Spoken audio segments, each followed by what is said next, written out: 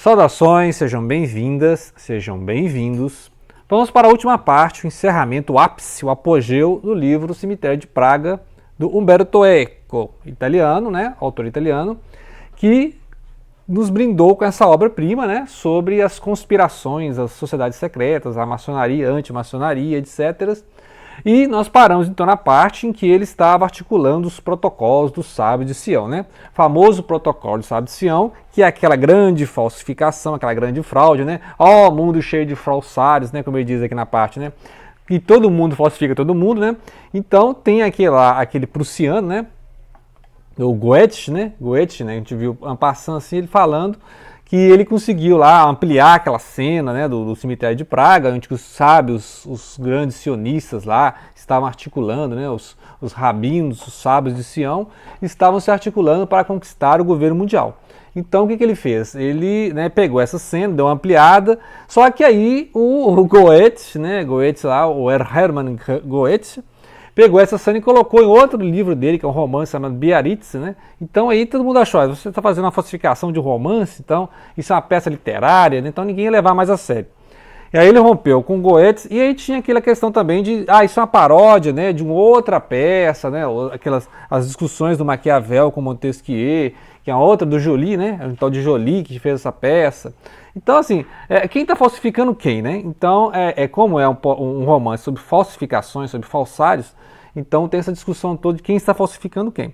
Então, nós temos a parte dos protocolos, em que ele some depois da história, esse Goethe e esse Joly, que são os dois falsários, e o Simonini também é um falsário, Então, nós vemos então a parte dos protocolos, a partir da página 285, e vai desenvolvendo essa questão de ele escreveu primeiro como os protocolos praguenses, de 78, e aí a gente vê isso no diário de 1897. Então, no diário de 1897, ele volta lá em 78, reclamando desse mundo de falsários, e aí, passando na história, está acontecendo o caso Dreyfus. O caso Dreyfus acontece de 1894 a 1906, que aí vai ser o encerramento do livro, Então, aqui tem um caso então do Léo Taxil, que é outro caso que vai acontecer aqui, que é o Léo Taxil, que ele é um ex-maçom, um cara, ou seja, um falsário também, um ex-maçom, que é um maçom, ex-maçom contra os maçons,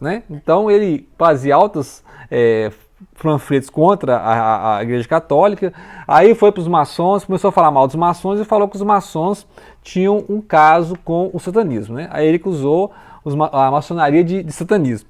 Aí começou, então esse caso do diabo do século XIX, inclusive é o nome do panfleto dele, já tem algumas coisas que a gente vê o Umberto Eco falando lá no Nome da Rosa, no Pedro de Foucault, que a gente vai ler em breve, reler em breve.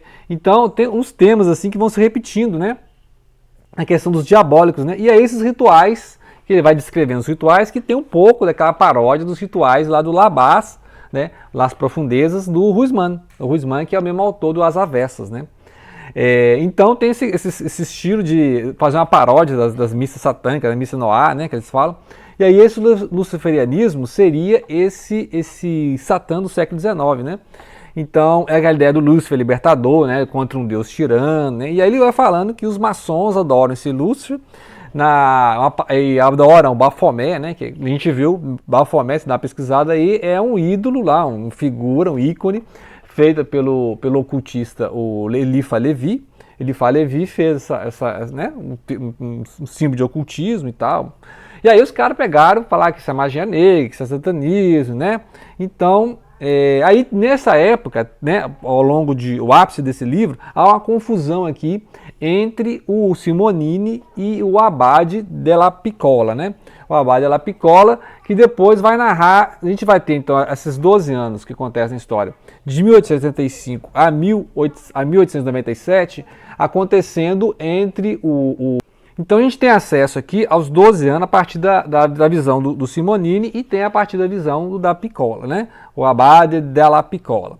Então, aí vai ter várias menções à época, vai ter as menções aos romances do Dostoiévski, menção ao Émile Zola, que é o naturalista, o Germinal, e aí vai falar daquele panfleto que vai ser o encerramento do livro lá, que vai ser o Eu Acuso, J'accuse, que é um texto, né, um panfleto mesmo do Zola, em que ele vai reclamar justamente dessa perseguição contra os semitas, né? Então ele vai desmascarar o antissemitismo. E aqui no livro tem mostra, né, que é uma falsificação dentro de uma falsificação.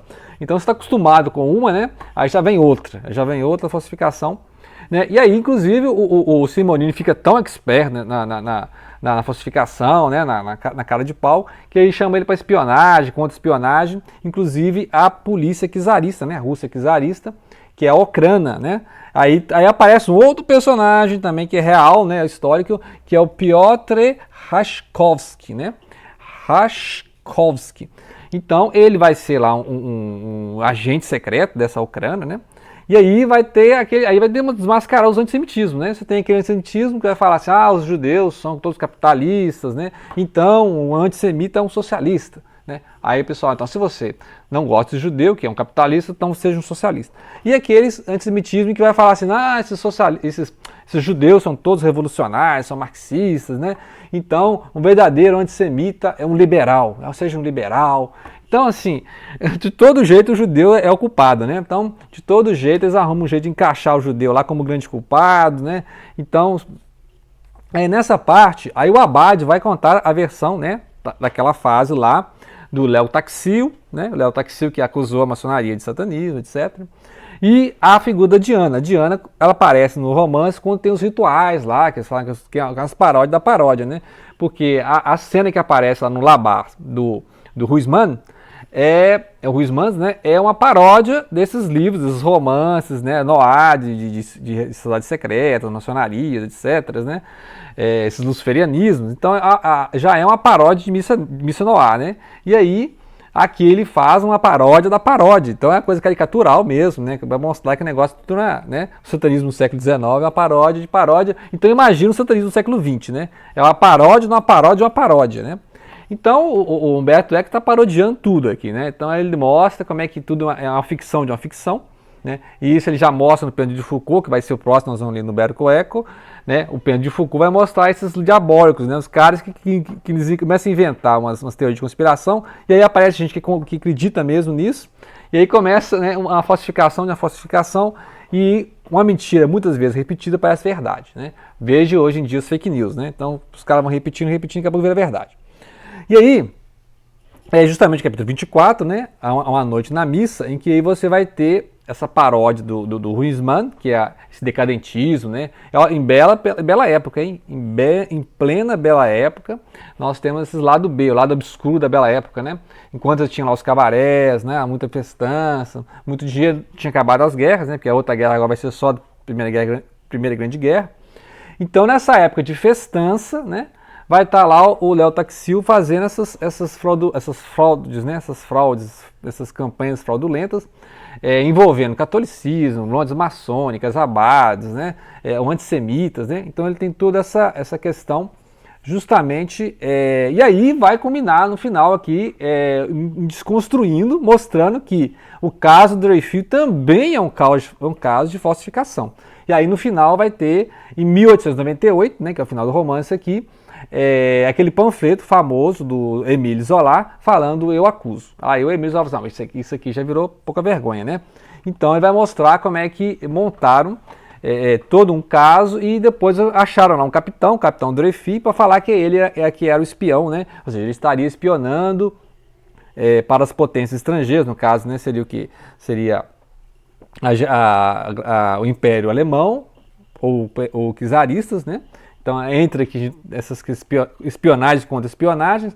Então aí vai ter o caso Dreyfus, que vai aparecer depois mencionado nas obras do Proust, né? Quando nós vamos reler as obras do Proust, que está aqui na minha lista, as obras do Proust lá para agosto, né? Lá para agosto nós vamos ver essas obras do Proust, Em Busca do Tempo Perdido, né? Em Busca do Tempo Perdido, que é uma obra do Proust que vai pegar ali essa época da Bela Época, final do século XIX até o século XX, né? Então é basicamente isso, né? Ou seja, né? Resumão do resumão, essas últimas páginas finais, né? Porque ele está sempre contando a história lá, né? Nos diários, que os diários estão datados, né? Inclusive o próprio Humberto Eco nos ajuda no final, que ele faz um resumão, né? Coloca aqui até a primeira edição dos Sábios, né, de Sião, aqui em russo, né? né? Então, assim, a gente não sabe se o negócio é feito na Rússia, mandado para a Europa, da Europa mandado para a Rússia, é confusão. Então, a gente viu agora nessa parte final, nós estávamos aqui justamente no Passou a Comuna, né, os protocolos, no capítulo 18, e nos protocolos são do diário de 1897, falando de 1871 a 79, né, ou seja, pós-Comuna de Paris. Aí depois vai falar do Taxil, né, nos diários de 1897, falando de 1884. E aí depois você vai ver o Diabo do século XIX, né, a história do Taxil, que montou toda essa farsa antimaçônica, lá em 1884 e 86. E aí depois, em 1888, vai ter a questão do eu acuso contra o caso Dreyfus. E aí o Dreyfus já estava preso, né, na ilha lá, isolado. E aí depois vai ser reabilitado. Vamos mostrar que ele é inocente e tal. E isso aí já no início do século XX, né? 1906, mais ou menos. E aí o Proust vai contar também esse caso. Vai estar lá na época que o Proust vai escrever. O Proust vai escrever depois da guerra ali. Vai publicar nos anos 20, né? O Proust vai publicar muita coisa nos anos 20. São 7 livros em busca do tempo perdido. Né? Então, basicamente isso aí. E aí, muito bem. Aí depois, falado isso, né? Acabado aqui esse resumão do Cemitério de Praga, que tem trocentas coisas. Nós vamos então em outro livro que fala de trocentas coisas, que é o Pêndulo de Foucault, Umberto Eco. Né? Vamos gastar quantos vídeos aqui uns 3 vídeos, né? Uns 3 vídeos então. Deixa eu pegar minha listinha aqui de previsões, fazer umas previsões aqui. Então, 3 vídeos do Pêndulo de Foucault, né? Nós vamos falar do Pêndulo de Foucault. Abordando essas questões dos diabólicos aqui, as maçonarias, os templários, né? A confusão danada também. Né? Então eu li uma vez isso aqui, eu vou preparar para ler novamente, que tem várias histórias intercortadas. Acho que 3 vídeos dá para dar um resumex disso aqui, né? E aí nós vamos ler o Ratum, né? Que é a trilogia do Ratum. Vamos ler, assim que acabar, né, de fazer o Vermelho e o Negro, nós vamos falar de outro clássico lá do início do século XIX, que é o Wuthering Heights, né? O Morro dos Ventos Vivantes, da Emily Brontë, né, que nessa capa aqui foi relançado por causa do Crepúsculo, né, da Stephenie Meyer, por causa lá dos vampirinhos românticos de Hollywood, que aí fizeram essa versão aqui, porque na seguinte a história tem lá, né, o clássico romântico, o Morro dos Ventos Vivantes, né, Crepúsculo e tal. Então esses vampiros juvenis aí. Então assim que eu terminar de falar do Vermelho e Negro, nós vamos então reler esse clássico, né, do romantismo do século XIX. Falando em século XIX, então, nós ainda temos que reler a Ana Karenina, que lê a Ana Karenina, que eu nunca li a Ana Karenina, né? Então nós vamos ler a Ana Karenina, inclusive tem 2 edições aqui, né? Tem 2 edições para a gente comparando, né? Porque eu não sei russo, então nós vamos ler comparado. E eu pretendo então ler a Ana Karenina em 4 vídeos ao longo de maio, né? Então nós vamos ler essa edição aqui do Lúcio Cardoso, né? Crônicas da Casa Assassinada, Lúcio Cardoso, né? E comparando com a tradução aqui, ao livraço, hein? Isso aqui dá 4 vídeos, que é essa tradução da Mirtes Ugeda, né? Mirtes Ugeda, ou Ugeda, não sei, né? Acho que é Ugeda, não conheço a tradução, mas eu vou usar para comparar quando eu tiver dúvidas aqui, né? Quando eu tiver dúvidas aqui, eu vou usar aqui para tirar dúvida, porque eu não sei russo, não sei a língua do Dostoiévski, do Tolstói. Muito bem, então, dito isso, nós vamos, claro, ler o Miyakoto, né? Vamos continuar lendo o Miyakoto, vamos ler mais um do Walter Ugumãe e mais Saramago, pelo menos os 2 do Saramago. E aí, em junho, nós vamos ler, então, os Irmãos Karamazov. Vai a lista, hein? A lista tá grande aqui. E aí, em junho e julho, nós vamos reler o Ulisses do James Joyce em 5 vídeos dedicados exclusivamente Vamos começar a semana do Bloomsday e vamos falar, então, do James Joyce, Ulisses, né? E aí, para agosto, dedicar alguns vídeos, não sei quantos ainda, ao Proust, né? O Proust são 7 livros, né? Então, imagina, vai dar uns 10 vídeos. E aí, em setembro, nós vamos reler o Dr. Fausto, do Thomas Mann. Nós acabamos recentemente de ler o Montanha Mágica, vamos dar uma pausa no Thomas Mann, porque o Dr. Fausto também é daqueles livros complicados, né? Ou seja, uma releitura complicada, vai falar da Segunda Guerra Mundial, né? Então, a época, assim, complicadíssima. Vai falar de Friedrich Nietzsche. E aí nós vamos ler e reler, né? Nesse meio tempo nós vamos ler algumas coisas do Nietzsche. Então, assim, a lista até setembro né? Tá aí, até setembro tem muita coisa. Então, aguarde, então, em breve vamos, né, reler aqui. E, obviamente, continuar Umberto Eco, né? Sempre falar uma coisa de Umberto Eco. Esse livro é antes do Cemitério de Praga, tá na mesma vibe, né? conspirações, sociedades secretas, né? Sociedades secretas, tal, maçonarias, templários, né? Então, fica aí a dica de leitura e vamos nos preparar então para a maratona, né? Maratona de reler o Pêndulo de Foucault. Olha só o tamanho da Bíblia que nós vamos reler, ok? Obrigado pela atenção, não deixem de compartilhar.